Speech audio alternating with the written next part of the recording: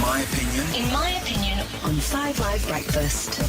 Now, we're about to embark on another phase of very hot weather here in the UK, and a study has found that around 1,500 of the 2,300 estimated heat deaths in Europe in recent weeks were the result of climate change.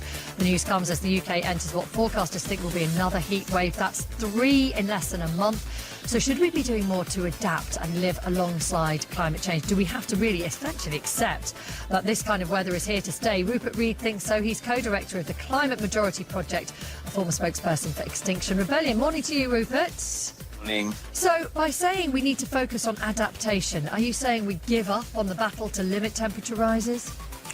Absolutely not. What we're saying is we have no alternative now but to focus a lot of our attention on coping with, for example, these kinds of heat waves, also the extreme floods that we've seen over the last year, the rising risk of wildfires, something for which we're really horrendously unprepared in this country because we're just not used to them.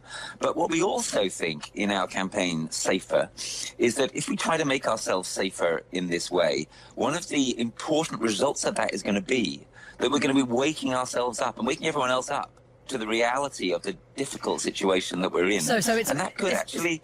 So it's about sort of getting people to think about self-preservation rather than making sacrifices in this whole kind of climate change That's right. It's about debate. getting people to think about how in our communities together we can make ourselves safer. And if we do that, then we reckon that what could happen is that people actually realize, you know what, we better actually try to tackle the problem at source more as well. So this is really a both and. It's about saying, let's get in there, let's get our shoulders to the grindstone and get busy on adapting and getting resilient together. And if we do so, we'll be doing something good also for decarbonisation, which is the long-term goal. So what kind of things are you talking about that are manageable and accessible for most people?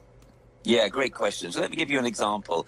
At our launch yesterday, we featured an organisation called Retrofit Balsall Heath. Balsall Heath, a poor area of inner city Birmingham. And what they're trying to do is to retrofit people's homes, which has multiple benefits. It means that you are better off in cold winters. You don't have to pay such high fuel bills. You're better off also in hot summers because you're insulated from some of the heat. You also reduce your carbon emissions. But it's also about a whole community effort to bring the community together and enjoy, frankly, a better quality of life as a result of all of this. So part of what this is about is hitting multiple good objectives simultaneously.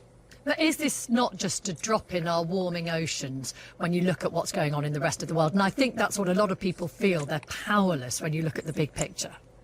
But that, again, you see, is the beauty of working together to build resilience. It's something we can actually do something about. Yeah, if we reduce our emissions together, we make a very small difference to the overall climate picture and people can feel powerless. But you feel powerful if you get together and retrofit your houses together, or if you do what we've done in my village, for example, which is to pull together a community orchard, which gives us something beautiful and something which gives us a load of food and something which gives us something to work together on. 10% of my entire village turned out to plant this orchard together. How lovely for you and your village. That's just not going to be accessible to everyone, though, is it? Let me play you a voice note. This is Nick in Worcestershire who sent us this morning. Morning, 5 Live.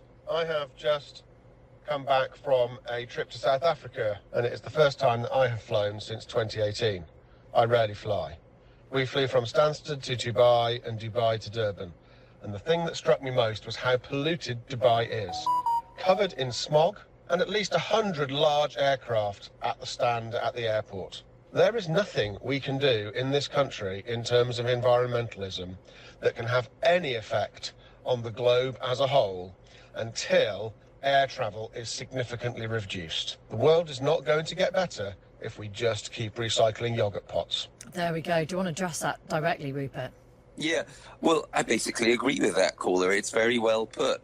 I went to Dubai many years ago. It's a pretty terrible place. The amount of air travel that's going on is way too much. But look, what can we do? Right now, one thing that we can do is we can seek to cope with the impacts that are coming from this too much air travel. And if we do, that's the thin end of a very large wedge. And the very large wedge is that people start to realize, you know what? There are limits to what we can do by succeeding in adapting together. There are limits to what we can do by all these things like retrofitting our homes, building community orchards, doing fire watching, etc., etc. And at the end of the day, we do need to put pressure on governments as well. So that's why we've launched a petition for a properly funded national resilience plan. We need our government to focus on protecting us against these impacts. They're not doing that yet, and that is a key part of the picture. Really interesting to hear from you this morning, Rupert, and it's got our audience in great debate as well over this subject.